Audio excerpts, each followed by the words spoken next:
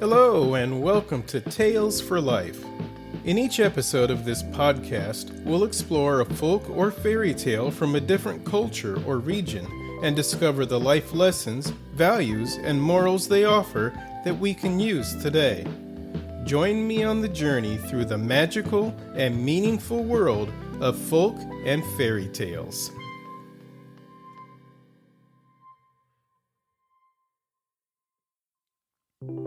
Welcome back, story lovers, to another episode of Tales for Life, the podcast that journeys through life one tale at a time. There's a Japanese saying that goes, "We're fools whether we dance or not, so we might as well dance." So let's dance together on this episode that I've titled, "We Might As Well Dance." Life is not a bed of roses. That is, it's not all sunshine, unicorns, and white puffy clouds. Fundamental to living is taking chances, making mistakes, and, more often than we want it to happen, looking silly. So a lot of us, rather than risk taking a chance, pull back. We don't take chances. We run from challenges and obstacles. We flee in terror from the possibility of making a mistake. And, as a result, we never truly live. There's a saying attributed to American businessman Malcolm Forbes that goes, "Those who never get carried away should be." More bluntly put, if you never let yourself get caught up in the moment and enjoy it, you're wasting space. Does that mean you're going to make mistakes? Absolutely. Does that mean you're sometimes going to look silly? Definitely. But that's okay. In fact, sometimes being a little silly, or even a lot silly, is what we need. Because some of the greatest accomplishments in the history of the world are from people who weren't afraid to make a fool of themselves. It's somewhat ironic that my favorite story on this topic comes from Japan, a place not necessarily known for people who act silly. But that just goes to show how important a topic this is, that a society known for being reserved takes the time to put this lesson in a folk tale. This particular version is a retelling based on a Japanese children's song from the 1920s. In Japan, the story is titled Shojoji Tanuki Bayashi.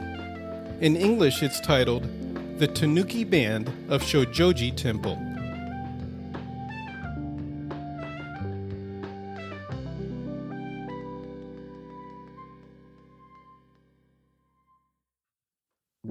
The little temple of Shojoji had fallen on hard times.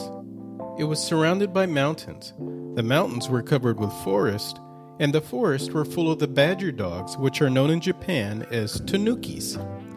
At night, the tanukis would come down to the temple and run wild, causing all sorts of mischief. They especially loved to dance in the garden, beating on their tummies like drums.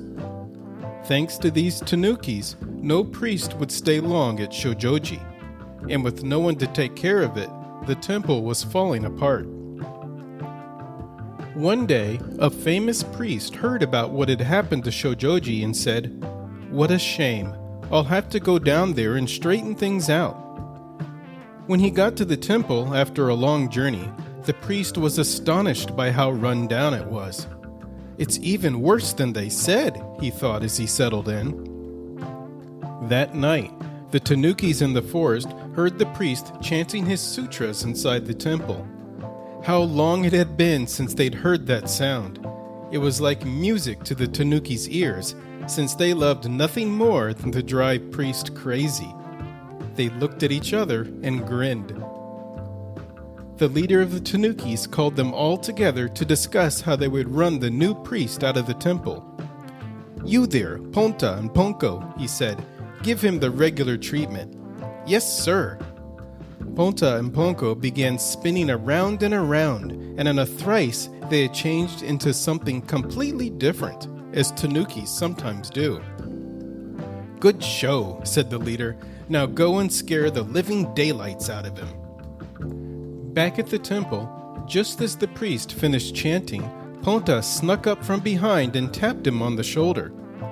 The old priest turned around to see a Hitotsume Kozo, a little cyclops, staring at him with one big eye. "Aye!" screamed the priest. But before he had a chance to recover, a beautiful young lady walked into the room. It was really Ponko the Tanuki, of course. "Good evening, Father," she said. "Would you like some tea?"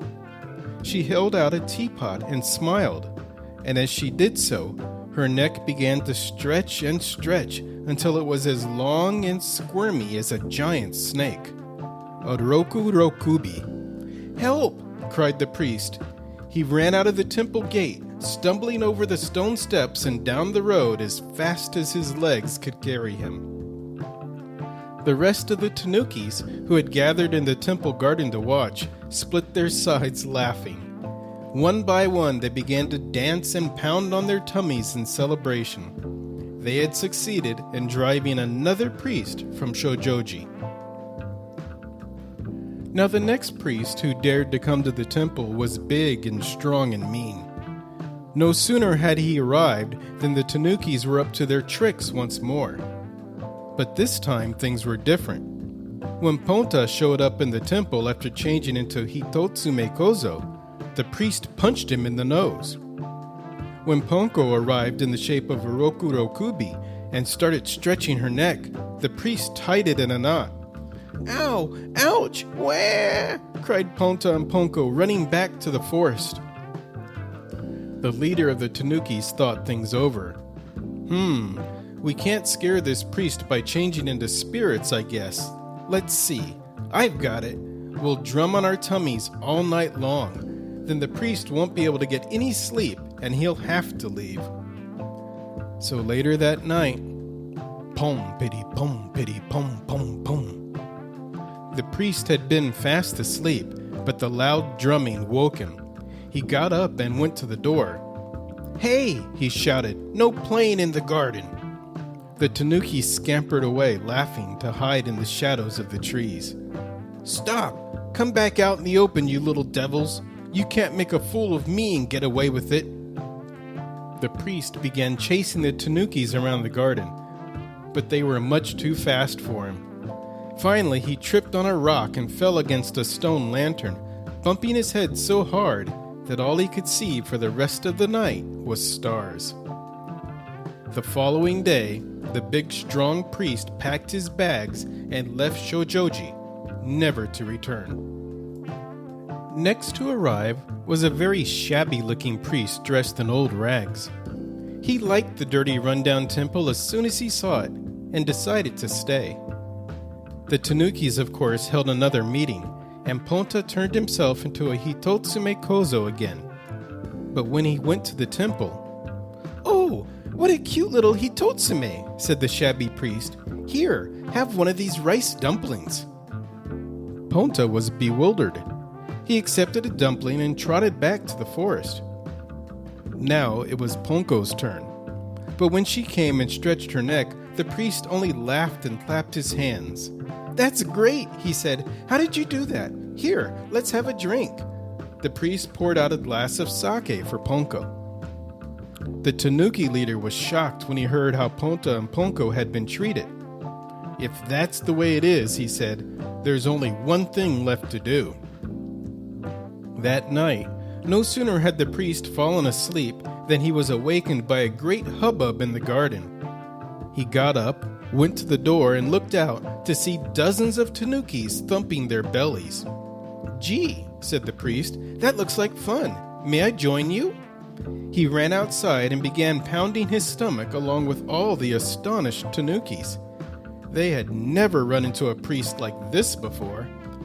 Pock, picky, pock, picky, pock, pock, pock. The sound the priest's stomach made seemed strange to the Tanukis. They thought it was funny. "Hee hee hee, listen to that." When he realized the Tanukis were laughing at him, the priest only tried all the harder. "That's enough," the Tanuki leader finally told him. "You'd better rest a while before your tummy explodes." But the priest wouldn't hear of it. He kept trying to get a better sound. Before long, he began to stagger, and soon he collapsed on the ground. "See, didn't I tell him?" said the leader. "We'd better carry him into the temple before he catches his death of cold." So the Tanukis, who had intended to drive the priest away, ended up looking after him. The man's simple, friendly nature had won them over. The next morning, the priest woke up and said, "Funny, I don't remember coming back to bed last night. Let's see, I was out in the garden pounding on my belly. Oh well, that's neither here nor there. The main thing is to improve my tummy thumping." The priest lost no time in starting to practice.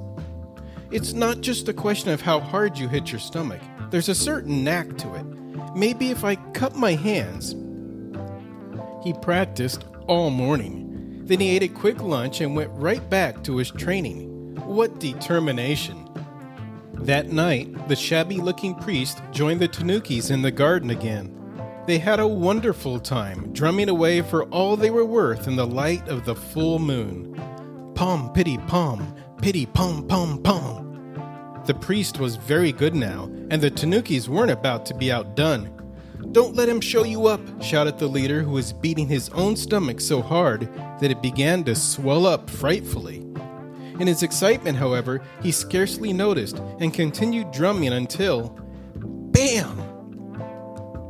The leader's stomach exploded. He fell over backwards and lay there moaning. "Oh, this is terrible. Medicine! Bring some medicine!" The shabby priest hurried into the temple and came back with a jar of salve. He rubbed it on the leader's stomach and asked, "How do you feel?" The Tanuki smiled up at him and said, "I'm much better now, thank you. Let's get on with the show. A 1, a 2, a ow, ow, ow." He was ready to continue, but his stomach wasn't. "You'd better take it easy for a month or so," said the priest. "Try to hold out till the next full moon." "Okay, everybody, are you ready?" "Yay!" shouted all the Tanukis. The leader sat on a rock and watched while the jolly priest and the rest of the Tanukis drummed the night away. And they say that even now, the Tanukis gather in the garden of Shojoji and drum on their tummies whenever the moon is full.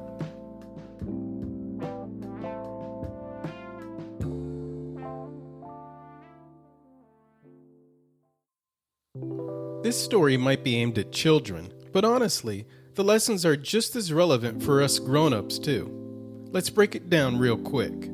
First, it's all about how you handle tough situations. You could be like the first priest, running away from your problems and getting nowhere fast. Or you could channel the second priest, charging forward with anger, making some progress, but eventually tripping yourself up.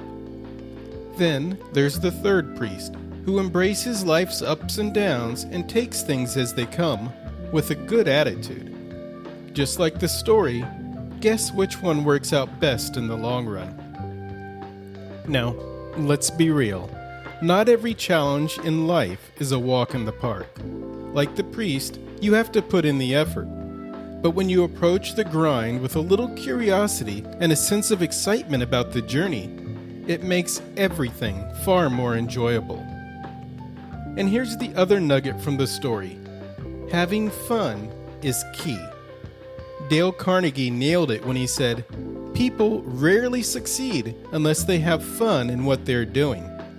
Sure, life isn't all fun and games, but neither is fun and games. Even so, if you're not finding any joy in the process, you're not going to stick with it long enough to see the results. More bluntly put, you're not going to succeed unless you're finding something enjoyable about getting there. So, whatever you're working on, whether it's your job, your passion, or just life in general, make sure there's something about it that lights you up. You will fall short sometimes, and you're likely to feel a little silly along the way at others. Just don't let the fear of failing or looking foolish stop you. Keep going. Success isn't just about reaching the finish line. It's about learning to enjoy the journey on the way there. At the heart of every great story and every great life are challenges, triumphs, and the moments in between that teach us who we are. When we embrace the journey with an open mind and a light heart, we discover joy even in the hard parts and meaning in the everyday. So go ahead, take the leap, laugh at the stumbles, and savor every step of the way. That is, just dance. Thanks for coming along with me today, and I'll see you next time on Tales for Life.